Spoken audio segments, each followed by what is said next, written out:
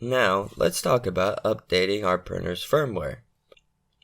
Just like starting a print, our printer can be updated via the cloud update utility or using a USB drive.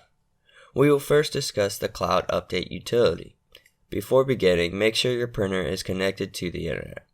When a cloud update becomes available for a connected online printer, a blue banner will appear on the home screen.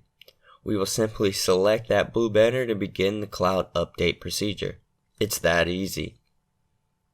However, if our printer is offline and we wish to update the firmware, we will use a USB drive and the following steps.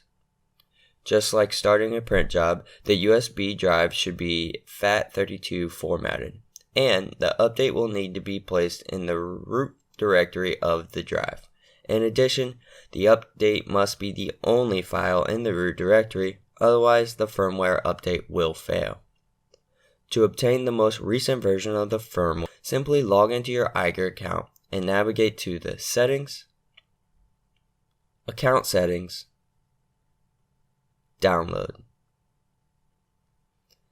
Click on the download button from the printer update row as shown. We will then copy the firmware update to the root directory of our USB drive. From there, we will then insert that USB drive into the USB port on the back of our printer.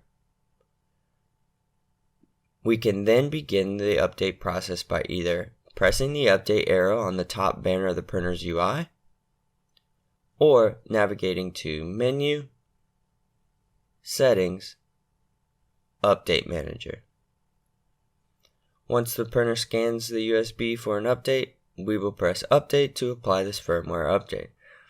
The update will take a few minutes to install, after which your printer will restart. Remember, do not turn your printer off during any of this updating process.